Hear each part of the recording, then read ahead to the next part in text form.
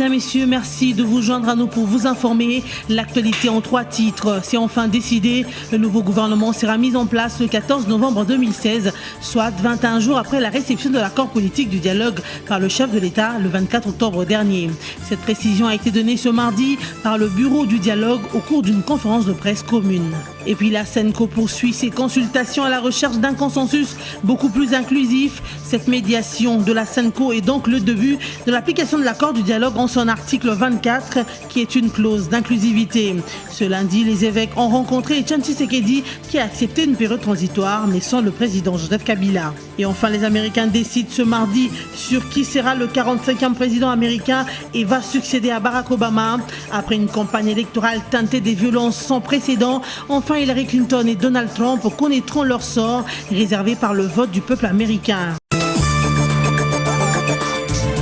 Signé le 18 octobre dernier à la Cité de l'Union africaine, l'accord politique prévoyait la mise en place d'un nouveau gouvernement le mercredi 9 novembre 2016, soit 21 jours après la signature de l'accord. Une prévision qui n'a pas abouti, partant de la date de la remise de l'accord au président Kabila, situation élevée par le président de l'UNC, Vital Kamerhe, déclarant ainsi « On ne peut pas demander au président Joseph Kabila d'appliquer un accord dont il n'avait pas pris connaissance ». D'où le nouveau gouvernement sera mis en place 21 jours après le 24 octobre, date de la remise de l'accord au président de la République, soit plus ou moins le 14 novembre 2016, comme annoncé par le bureau du dialogue ce mardi 8 novembre. Le président Joseph Kabila respectera l'intégralité de toutes les dispositions de l'accord issu du dialogue, a déclaré Alexis Thambwe Mwamba au cours de la conférence de presse commune à Kinshasa. Il s'est par ailleurs de rappeler que les consultations actuelles menées par la SENCO sont les débuts de l'application de l'accord politique relative à l'article 24 de cet accord qui prévoit la clause d'inclusivité, a estimé Vital Kamerhe, qui s'est vite retrouvé en contradiction avec certains délégués au dialogue qui pensent que ce n'est pas ce qu'ils ont signé. Il reste à savoir qui seront les ténors de ce nouveau gouvernement. Rendez-vous dans quelques jours. C'est dans un communiqué publié le lundi 7 novembre dernier que les États-Unis disent soutenir les efforts que la Conférence épiscopale nationale congolaise fournit actuellement pour parvenir à un accord plus inclusif en RDC. Pour Washington, les violences du 19 et 20 septembre dernier ont souligné un besoin urgent d'un accord élargi et inclusif en République démocratique du Congo, comme l'a estimé le président Joseph Kabila en confiant cette mission de bons offices à la SENCO. Les États-Unis invitent alors toutes les parties qui n'ont pas pris part à la signature du dialogue à respecter les principes fondamentaux de la démocratie de manière à rejeter la violence et s'abstenir de tout langage pouvant susciter la violence, soulignant que ce sont ces éléments cruciaux qui conviennent pour empêcher de nouveaux troubles et sauvegarder la paix. Ici de rappeler qu'en garant de la nation, le président de la République Joseph Kabila a initié ces consultations pour réunir toutes les classes politiques autour d'une table malgré leurs divergences dans un seul but qui est celui de préserver la paix des Congolais. Une mission qui a montré son fruit avec la rencontre le lundi dernier avec les présidents de l'UDPS et du Rassemblement, Etienne Tshisekedi, qui a accepté les principes d'une période transitoire, un bon début pour un processus de paix. Au cours d'une attaque des Mai Mai dans le village Boutalika, au sud du territoire de Lubero, dans le Nord Kivu, 7 personnes ont trouvé la mort, plusieurs autres blessées et quelques maisons incendiées dans la matinée de ce lundi 7 novembre.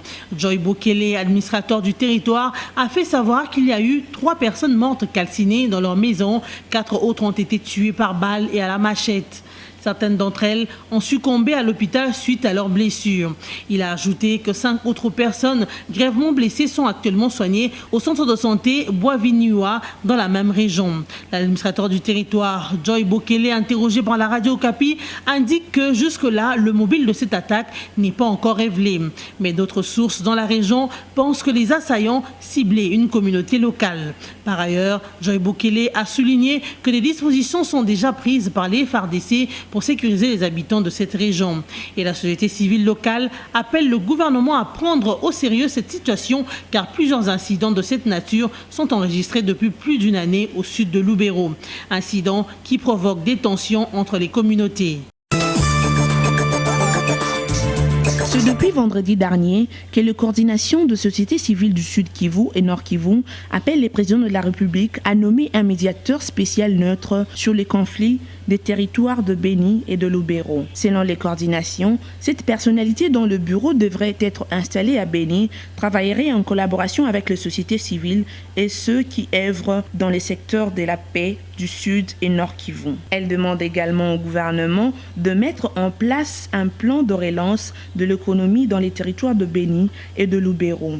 Ici est de noter que ces deux villes, Béni et Lubero, dans la province du Nord Kivu, comme aussi d'autres villes, ont connu plusieurs violences, des attaques de miliciens à répétition. Une situation qui occasionne des déplacements et met en péril la paix des habitants.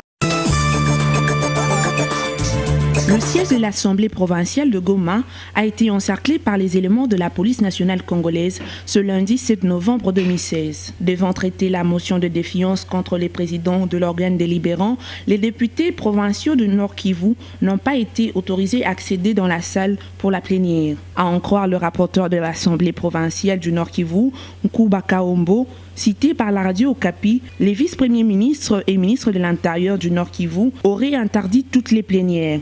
La radio Okapi indique même que le gouverneur du Nord Kivu avait déjà entamé les démarches dans l'après-midi pour les négociations avec les députés pour essayer de rapprocher leurs points de vue et il a estimé que la motion n'était plus opportune. Ainsi, tous les membres du bureau sont appelés à Kinshasa pour une consultation avec les autorités. Plusieurs députés provinciaux estiment que cette décision est une entorse à l'indépendance de l'Assemblée provinciale, d'autant plus que la RDC est un pays démocratique. Ici est de rappeler que les 23 députés provinciaux ont initié et signé une motion de défiance contre leur président qu'ils accusent notamment d'orgueil et de mégestion de l'Assemblée provinciale. Le gouverneur du Kasaï oriental, Alphonse Ngoï Kassanji, a lancé un appel invitant tous les habitants des villages et du territoire de Miabi à sortir de la forêt pour regagner leurs habitations respectives. Suite aux éventuelles attaques des miliciens des Kamina Sampou et la peur de militaires présents sur les lieux, ces habitants ont fui leurs habitations depuis plus d'une semaine. Le gouverneur Kassanji s'est rendu dans certaines localités désertées et a fait savoir aux habitants qui sont restés sur les lieux qu'ils ne devraient craindre le chef de miliciens traditionnel des Kamina Sampou, décédé en août dernier.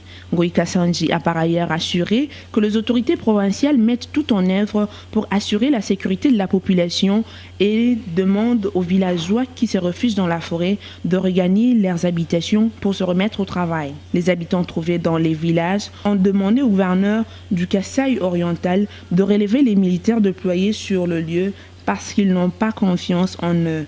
Ngoï Kassanji a promis de répondre à leurs demandes. Ils ont tous répondu à l'appel du patron de la fonction publique, chef de division et chef de bureau issus de nouvelles provinces démembrées.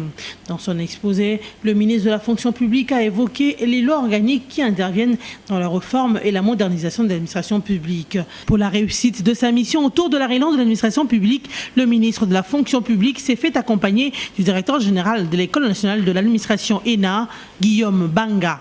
Pascal Isimbicho revient ici sur les innovations contenues dans le nouveau cadre juridique. La décentralisation étant un nouveau mode de gestion en RDC, les nouvelles provinces doivent être dotées des administrations efficaces et fortes, précise le ministre Pascal Isimbicho. Ici est de noter que les participants à ces assises sont venus de provinces de Bas et Haut-Élé, de l'Ituri et ceux présents dans la province de l'Achuapa. C'est depuis vendredi 4 novembre dans la soirée que les deux médias les plus suivis en RDC, dont la radio française RFI et la radio Capi, ont vu leurs signaux d'émission brouillés sans aucune explication au préalable, ont indiqué deux organisations dans un communiqué publié le lundi 7 novembre. Clear Khan Schreiber, responsable du bureau Afrique de Reporters sans frontières, a déclaré que cette interruption des signaux de deux radios les plus écoutées du pays est très inquiétante. Le ministre congolais de médias Lambert Mende Malanga a déclaré que RFI était devenue la caisse de résonance et l'attaché de presse des organisateurs des meetings de l'opposition. Et quant à la coupure de la radio onusienne, il a renvoyé la responsabilité au ministre des Affaires étrangères sous prétexte que la radio dépend de la mission des Nations Unis. Lors d'un entretien à l'agence France Presse lundi dernier à New York, Michael Jones, secrétaire général de la francophonie, a estimé que la coupure du signal de la radio française RFI à Kinshasa n'est pas acceptable. Elle a demandé au gouvernement congolais de revenir sur cette mesure au nom de la liberté d'expression et de presse. De son côté, le responsable du bureau Afrique de Reporters sans frontières, Clint Kansriber, a demandé aux autorités du pays de rétablir le signal de 2 radios le plus rapidement possible et de cesser ces atteintes à la liberté de l'information dans les pays. Après une longue campagne électorale, des milliers de kilomètres parcourus, des dizaines de millions de dollars dépensés et des centaines d'heures de discours prononcés, l'heure est venue de choisir le nouveau locataire de la Maison-Blanche entre Hillary Clinton et Donald Trump. Les électeurs américains se rendent aux urnes ce mardi pour choisir le 45e président du pays au terme d'une campagne déroutante, d'une violence sans précédent et dont l'issue demeure incertaine. Ici est de noter qu'à quelques heures de l'élection day, un sondage économiste YouGov donne 4 points d'avance des intentions de vote à la candidate démocrate Hillary Clinton. Cependant, la moyenne des sondages réalisés par ce site Real Clear Politics est de 47,2% pour Hillary et 44,2% pour Trump. Ainsi qui va succéder à Barack Obama et va accéder à la Maison-Blanche, wait and see. Après avoir été relâché de l'affaire de fraude, mais aussi pour avoir autorisé un départ à la retraite d'un fonctionnaire avec des conditions avantageuses, le ministre des Finances sud-africain Pravin Gordhan peut encore être inquiété dans une autre affaire. Cette fois-ci, Pravin Gordhan répondra pour la mise en place d'une unité spéciale au sein des services fiscaux sud-africains qu'il dirigeait en 2007 et pour avoir espionné illégalement plusieurs personnalités, les hommes politiques y compris. Selon le journal sud-africain City Press, cette nouvelle poursuite pourrait être lancée contre le ministre des Finances avant Noël. Rappelons que Pravin Gordhan a confirmé dans le passé au cours d'un point de presse l'existence d'une unité spéciale au sein des services fiscaux, mais selon lui, elle était tout à fait légale. D'autant que la police spéciale de Wox est en pleine enquête pour essayer de collecter des nouvelles preuves contre le ministre des Finances. Pour un membre de la police spéciale, l'équipe qui travaille sur cette nouvelle affaire a été renforcée récemment et des poursuites seront lancées le mois prochain. Ainsi s'achève ce journal. Voici les grandes lignes de l'actualité. C'est enfin décidé. Le nouveau gouvernement sera mis en place le 14 novembre 2016, soit 21 jours après la réception de l'accord politique du dialogue par le chef de l'État le 24 octobre dernier.